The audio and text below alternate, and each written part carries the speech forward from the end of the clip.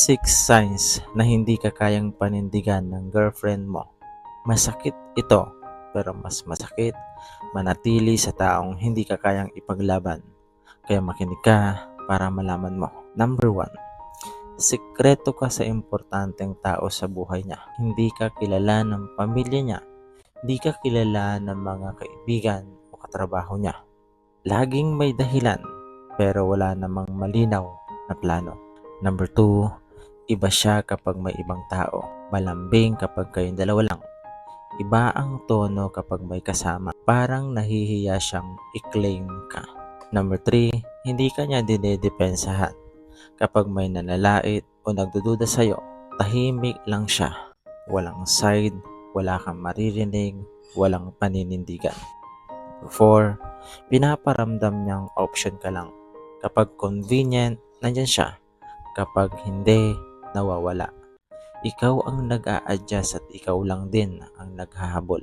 5, wala kang malinaw na lugar sa future niya. Kapag pinag-uusapan ng plano, parang wala ka sa picture. Present ka ngayon pero hindi sigurado bukas. Number 6, i-follow mo ako para malaman mong kapag mahal ka ng babae, hindi ka niya itatago. Pinapanindigan ka niya kahit hindi madali. Kaya kung ako sa'yo, pag-isipan mong mabuti ang pinili mong babae. Mas okay ng malinaw kaysa umasa ka pa sa wala. Tandaan mo yan. Yes. 4 na uri ng babae na tatanggapin ka kahit wala ka pang napapatunayan. Makinig ka para malaman mo. Number 1, siya yung naniniwala sa potensyal mo, hindi sa current status mo, kundi sa kaya mong maging. Number 2, hindi siya nakatingin sa pera. Mas importante sa kanya ang effort, sipag at direksyon mo sa buhay.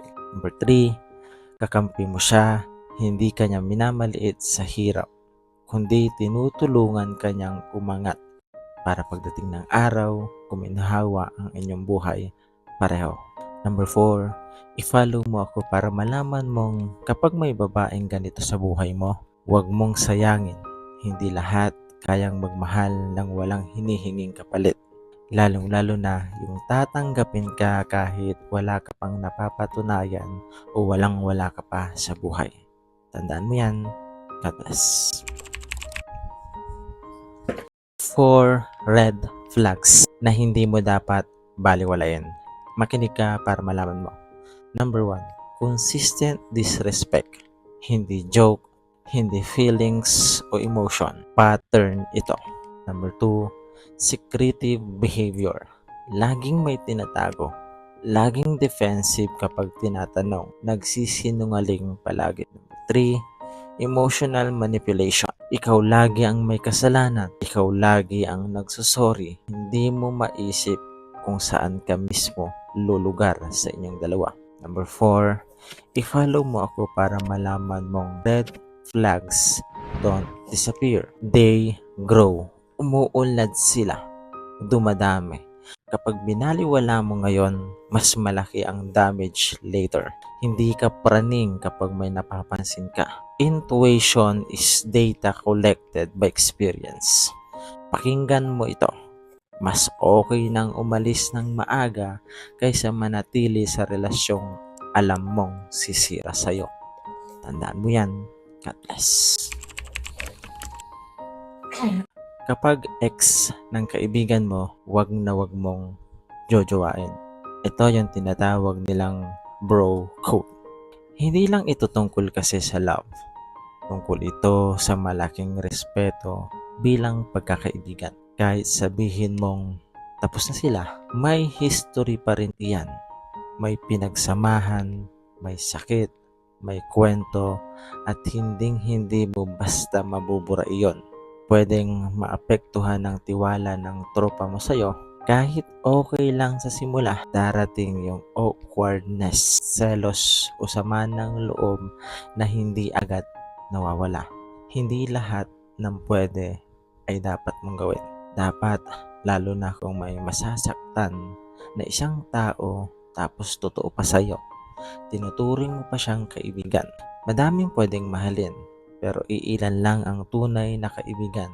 Kaya sana wag na wag mong ipagpapalit yon. Tandaan mo yan. God bless.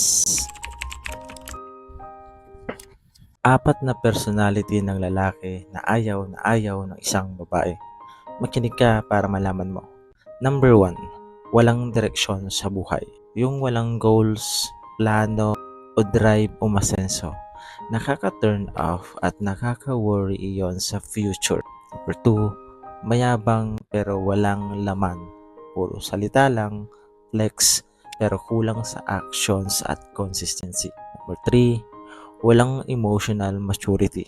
Hindi marunong makinig, hindi marunong umintindi, at hindi niya kayang i-handle ang problema ng maayos. Number 4, i-follow mo ako para malaman mong hindi looks ang nagpapatagal ng attraction. Ugali at mindset pa rin ang panalo pagdating sa huli. Kaya wag na wag mong ipagyayabang na gwapo ka kaya lamang ka sa lahat. Tandaan mo yan. God bless.